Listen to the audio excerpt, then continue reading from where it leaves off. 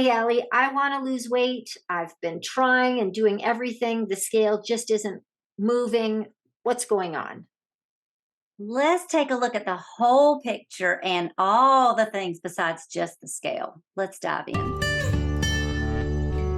Welcome to the Girls Talk Healthy Aging podcast, where we dive deep into pressing health and fitness issues facing aging women. I'm Alli Kerr. And I'm Shawna Kaminski, and together we'll bring candid conversations, expert advice, and personal stories that will inspire and empower you on your own wellness journey.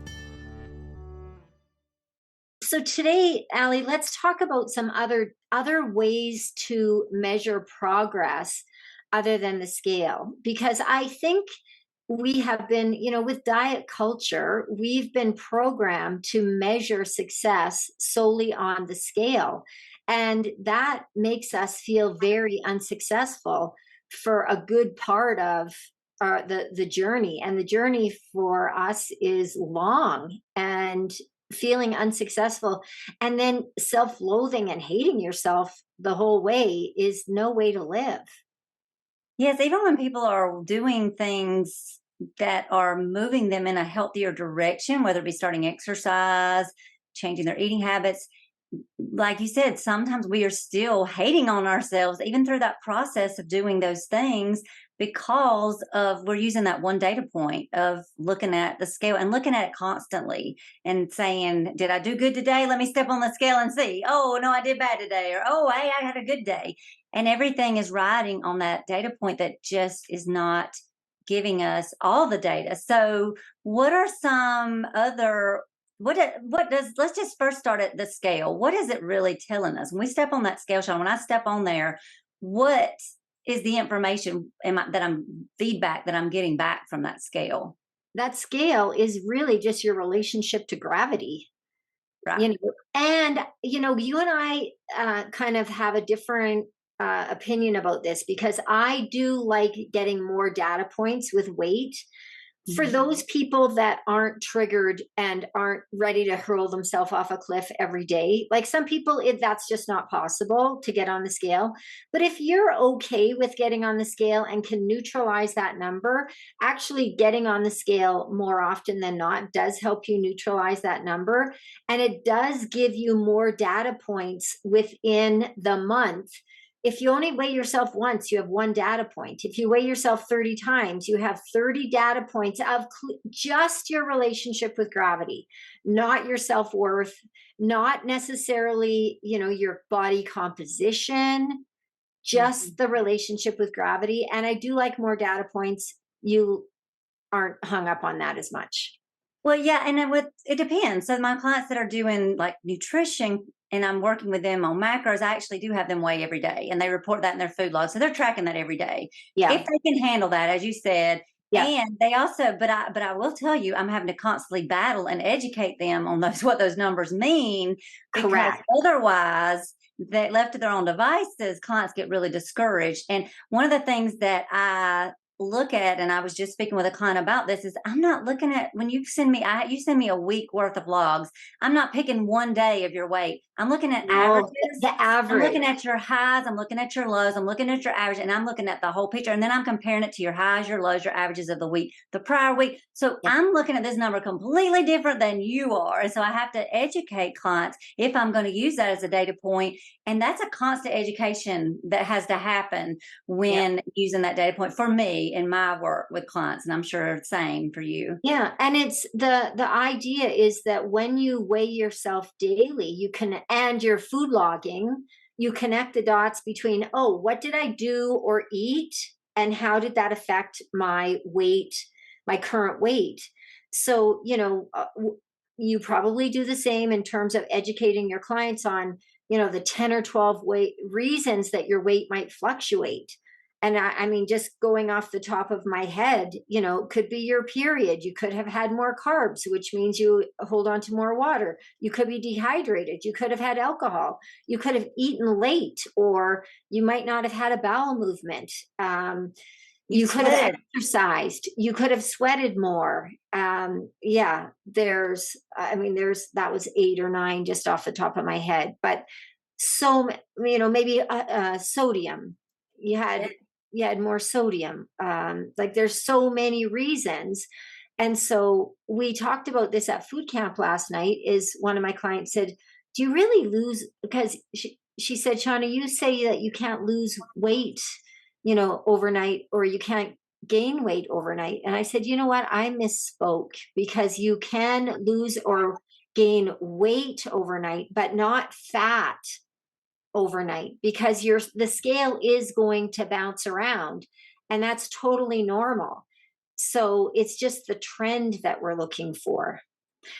And when So I, I was gonna say, when I work with clients that are talking about their weight and wanting to lose weight, if that's kind of I don't want to have that conversation if you're not giving me data on what you're eating and what you're doing and the activity. I want all the data. Don't just tell me what your weight. We can't even have that conversation if I don't know what you're doing outside of what I see in your workouts when you're not yeah, with me. Those 160 something hours a week that you're not with me. I need not just one data point. I want all the oh, data points correct. because we can't have that conversation Yeah.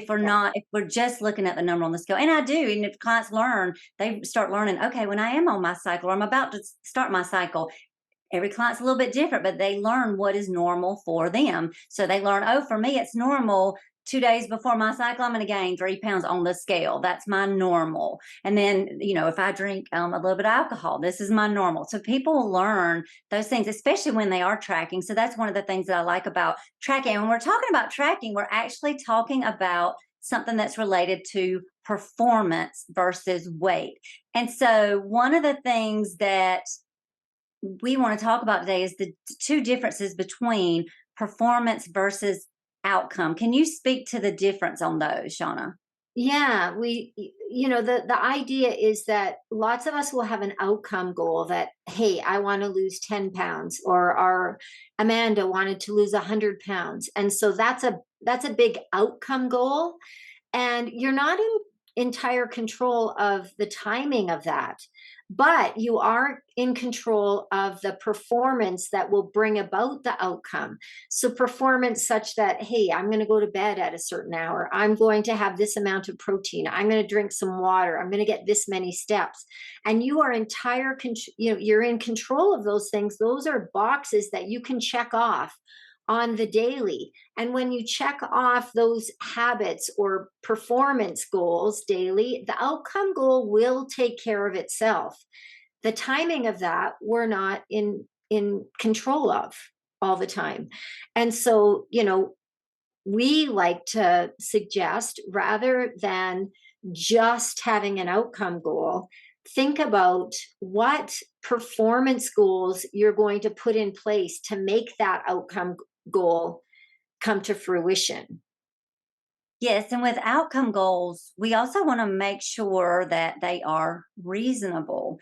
And Mhm. one of the things that I've seen with clients, and this is just that, some people they've been former athletes, and, we all come in with at different points in our journey where we're starting or restarting. So some people are restarting, maybe they've been out for years. Some people are starting new and they've never done anything with exercise. So their understanding of what it takes to reach a certain outcome may not be as reasonable as we would want that outcome goal to be. So someone who is maybe new to exercise, maybe is overweight, maybe of course, maybe they set goals related to weight loss, but then sometimes they also will set goals related to performance, which we like. I know you and I like this. So a performance goal might be, I want to be able to do 10 push-ups on my toes, versus I want to lose so many. And that is an outcome, but it's performance obviously based. You're doing something, you're doing Yeah. push-ups to get to that. And so understanding what is going to be reasonable based on where I'm starting.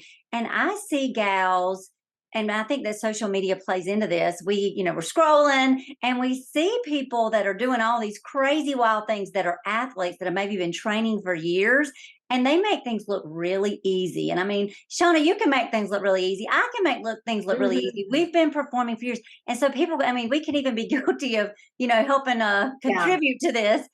Because we like to, like we like to do fun stuff just to see, challenge ourselves and see what we can do at our fitness level. However, when we were looking at these things on social media and we see someone doing a pull up, full body weight, or doing a pull up with their legs sticking out straight, or doing a handstand push up, and we're just starting and we're deconditioned and we have not been exercising, we have not been doing the performance things, as far as not for any length of time yet, as far as tracking our food, changing our eating, looking at our water, building up our stamina, and we in our mind see someone else doing that and think, oh, I'll be able to do that, or I should be able to do that. And that's one of the things I just want to encourage people is to get help, maybe setting goals that are reasonable, or make sure that you're start with. And I know that you really promote this, Shawna, like those baby steps, those little steps are so important versus shooting for the moon. And it's just, and sometimes we don't know. We don't know what we don't know. And that's what I see with clients is they just don't know that these things are not reasonable. And they don't understand that this person didn't just wake up or just didn't train for a month and learn how to do this, that's been a lifelong part of their journey. And so what can we do as far as looking at outcomes, and how can we better understand or set those outcome goals? What are some things that you can think of? Well, I mean, I like the idea. Like, I like what you're saying, and then I'm in full agreement of setting realistic goals. I am all about, the shooting for the moon. Like, if someone Sure. um hasn't been exercising but wants to be able to do 10 pull-ups or run a marathon, it's like that's okay to have that goal. But it's kind of like the 100-pound weight loss goal, knowing that that is going to, the time frame that's going to have to transpire for that goal to come to fruition is quite a bit longer than just doing like a body weight hang.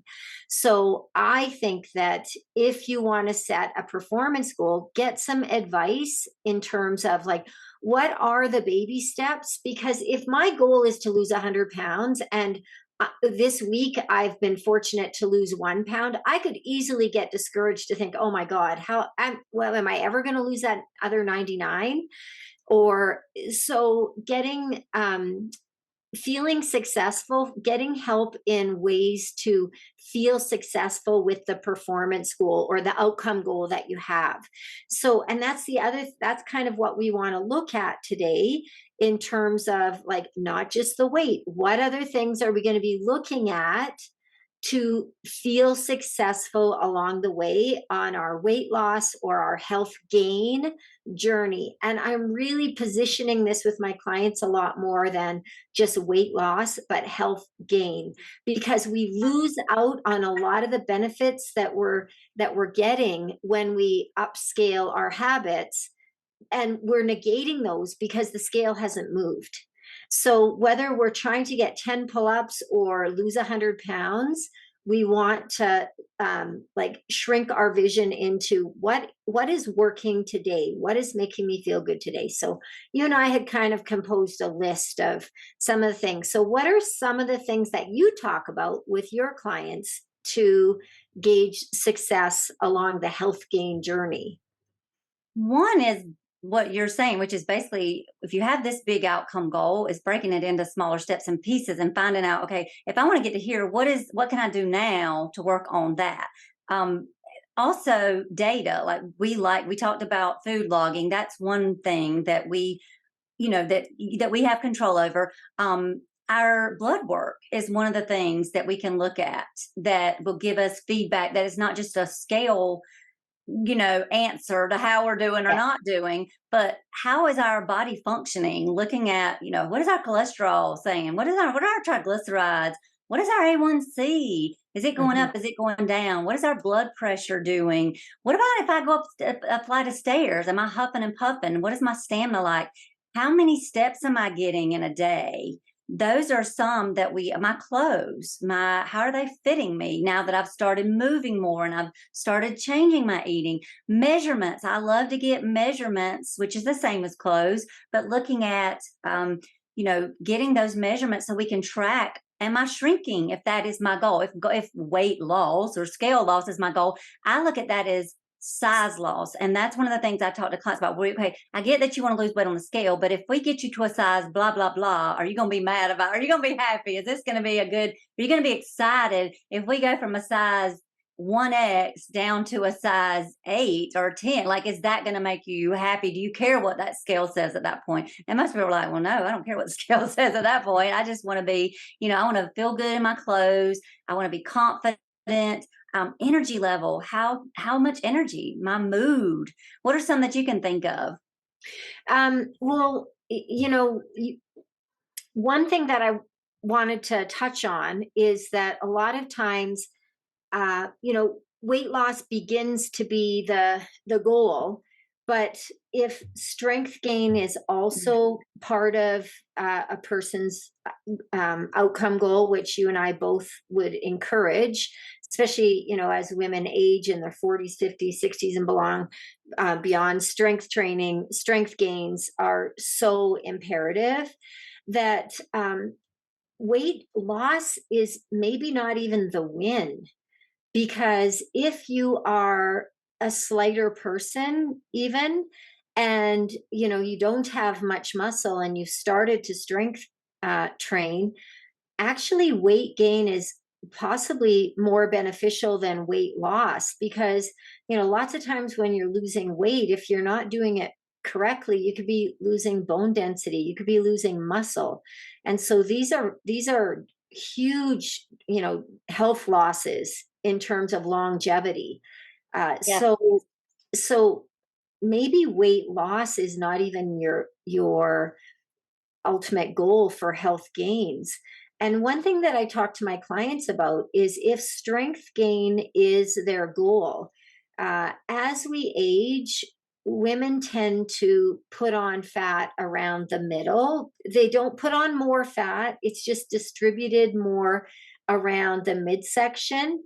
And so, if you are on a journey to get leaner or lose fat, but also gain strength, and you're finding that the scale is kind of zeroing out, you're not losing weight, or maybe you've put on a pound or two, but you're taking your girth measurement and it hasn't gone up, you're probably doing something right. At food camp last night, my nutrition accountability group, we talked about one client who has put on a couple pounds. I asked her, please do weight and measurements and pictures.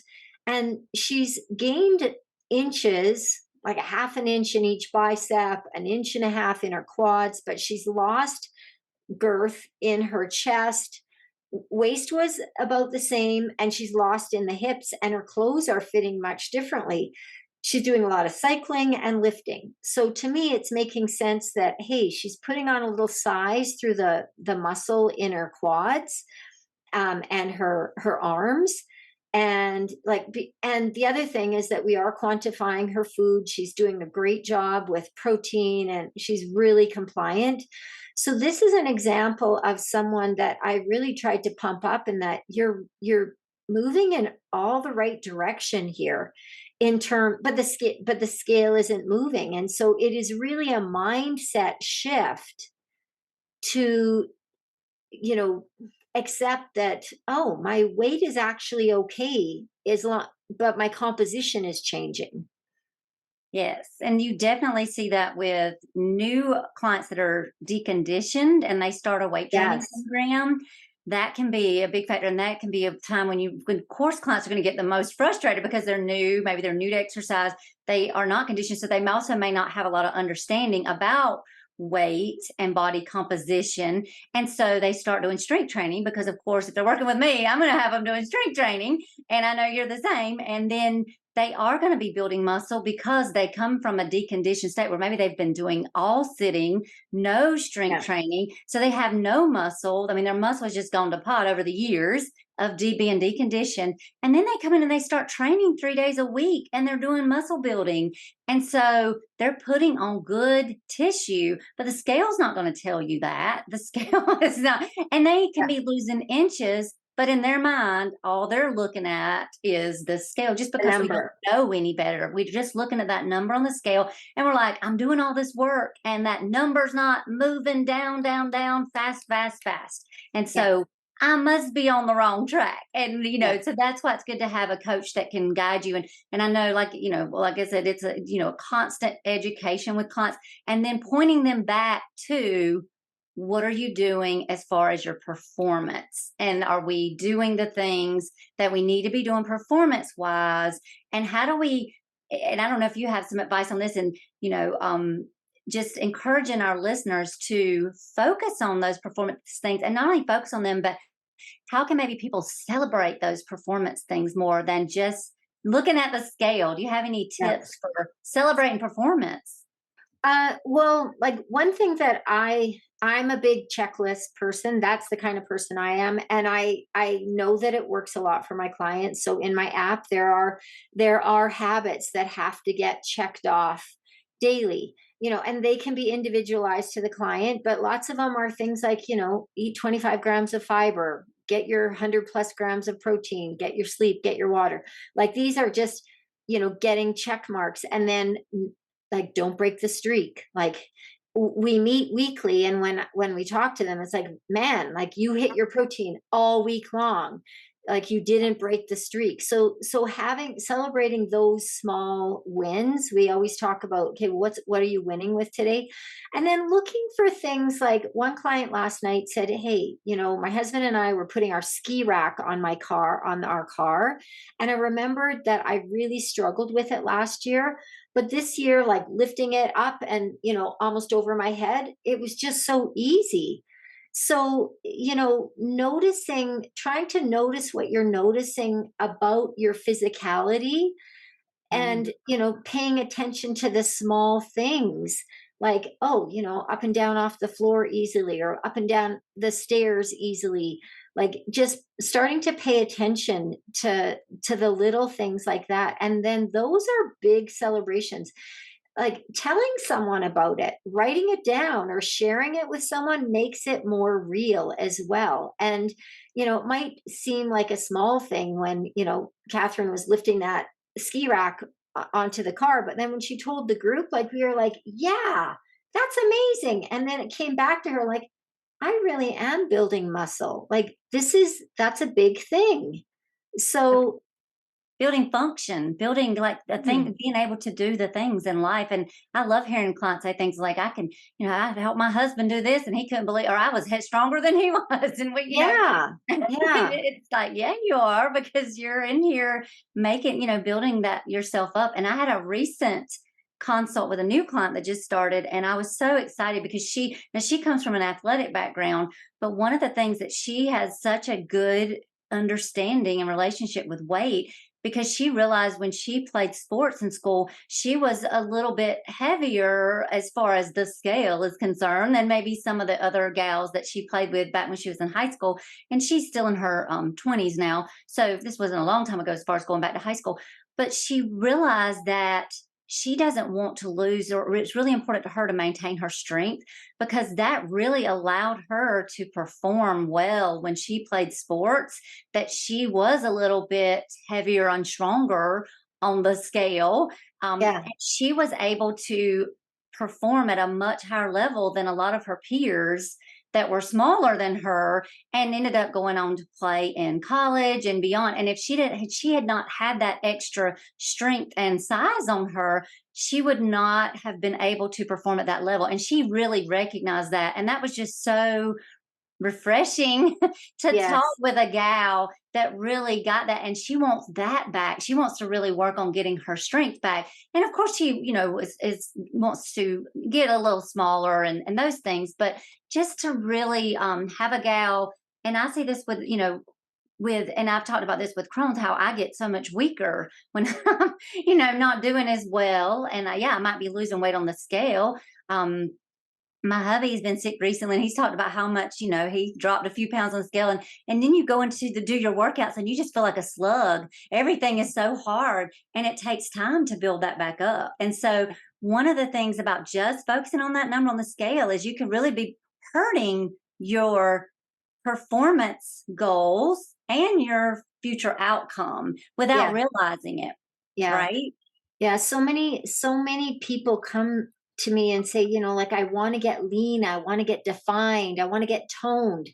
but they forget that if you're going to be toned, you have to have something to tone. So my client last night that is gained weight or inches in her quads and her biceps, I'm like, kudos to you, because your goal is strength. And yes, does she want to get lean? Yeah, she wants to get a little bit leaner. So over time, we're going to continue with the strength training and then just tweak nutrition just a little bit so that over time, getting toned just means getting a bit leaner. So it's kind of like holding a candle to a wax statue or to a statue covered in wax, and just melting off a little bit of, adipose tissue around those muscles. But you have to have some muscles. I've had women that are like 110 pounds that are like, I want to get ripped. I want to get muscular and defined. It's like, well, you're going to just look like a fryer chicken. Like there's nothing there to get ripped. Like there's the humerus, there's the femur. You're going to just look like a skeleton. So Yep. we need to build the muscle up, And right? you've got to have fuel, and you've got to have some, like you said, you've got to put on, sometimes if you want to build muscle, you have to put on some, you actually have to put on some weight, some good weight, Yes. good Yes. tissue. And you cannot put on muscle exclusively. You are going to put on a little bit of adipose tissue, but it's okay. And Yep. unless you're getting on a stage that, that you're going to be in a bodybuilding or bikini contest, that's when you're going to be looking at, getting more ripped. But a lot of that is just like water, you know, um, Manipulation. exactly. You and I have both done that. And when you are looking your best, so to speak, is when you are actually your worst. Yep. You could, yeah, you're weak as a kitten, and you're not strong. You just look strong And and you're moody, and you're tired and tired, grouchy, hungry. hungry, hangry, all the Yeah, stuff. And I see this with ladies that diet too. And then they come into their workouts because they're wanting to hit that number on the scale, and don't have proper fuel, and they can't make it through the workout. Or yeah, they cannot improve. They're like, why is she so much stronger than me? Well, she's got fuel in her system and you yeah, don't. And that's yeah, why. So exactly. yeah. So performance goals can affect our outcome. They can also affect our performance. And so, Mhm. Yeah, yeah, exactly. And Allie, the thing is that we both know that it's never done. yes. Like when we are Amanda that's lost 100 pounds, like that was like such an accomplishment, but she would be the first to say, like, I'm a food addict. I lost 100 pounds and I'm still a food addict. Like it is a battle every single day. And so knowing that it's never done is liberating in one sense that, hey, I messed up this meal or snack, just get back on track the next one, because you always have a do over. As long as you live another day, you have another do over. So, I really encourage people to be finding a way to enjoy the process, because it is never done. And it just hurts my heart when I see women that are just beating themselves up Mm. along the way. Because how many people have you talked to that they say, oh, when I was 30, I was this weight and I just thought I was just like so overweight at the time, and I would just do anything to be that weight again. You and I could definitely be on the beach sipping something if we could, if we had a nickel for every time we heard that. Yeah, we would be retired by then. And that's one thing about turning 60 and not being entirely thrilled with how my body has kind of morphed over the years. My hips look different with these, replacements and whatnot. And it's like, I'm not 100% thrilled with the way I look, but I'm wise enough to know that when I'm 70, I'm going to look back and be like, 60 was good, Mm. because there are going to be related decline. There'll be age related decline no matter how much you pay attention. And you and I both are pretty, health conscious. And like, I know that it is going to be a slight downhill, Hmm. and I need to enjoy the process and love the skin I'm in now, because it's a long life. If I hate myself now, and when I look 10 years from now, I might look back and say, wow, you were something special then. Why didn't I appreciate myself? And we know so many people that have said that. Absolutely. And And I love that you said we're never done, because it helps us to realize that we have time to work on these things. It's not like a mad dash rush to get. And I like watching ladies that are older than me that are doing amazing things, that are athletes, because it gives me hope. And I realize that I have time, because some of these ladies, some of them didn't start until they're, Yeah. 50s or 60s on some of these things. And it always gives me hope, because I do have constant setbacks with Crohn's disease. Yeah. And so that's frustrating. But then my hope is I see these people that are older than me that are doing some of the things that I want to be able to do.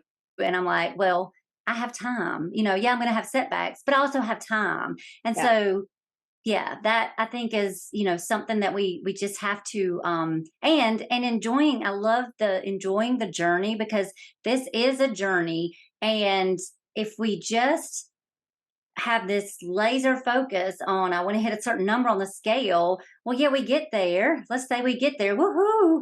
Well, the journey's not So done. what? And if I just let's say, I did something crazy to get there, did some crazy diets or something. Now what? Like, I have all this time still left, and I'm going to have to figure out now, either I'm going to go gain that weight back, or I've got to find some way to keep that weight off, if that's the end all be all for me.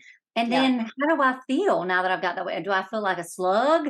Do I feel hangry? Where am I? Where am I at mentally? Because one of the things that I think surprising for a lot of women is they realize that they don't necessarily love themselves anymore once they've dropped the 100 pounds or the 50 pounds or the 20 pounds or whatever it is, because it's all about loving ourselves and enjoying the journey now, and appreciating and celebrating ourselves now for all the little things that we are doing. And I love helping women recognize, women that I train. One of the things that I've seen over time is we totally miss so many wins, so many little wins that we just don't celebrate, we don't acknowledge, we don't pay attention to.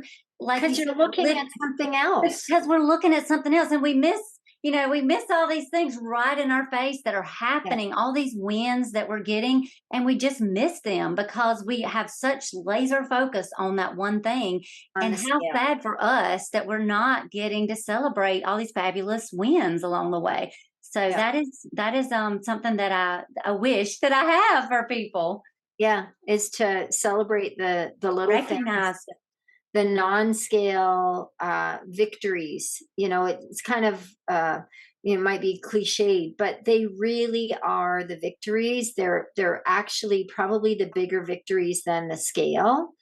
And I just wanted to touch on one thing, that my wish for people, while you said there's lots of time, that is a double-edged sword, because the sooner you start, the sooner you're going to be feeling better in your own skin and enjoying those better health outcomes.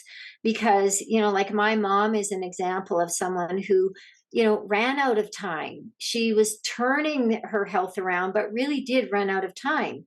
So the sooner you get started, the sooner you're going to be feeling better and enjoying your health for a longer period.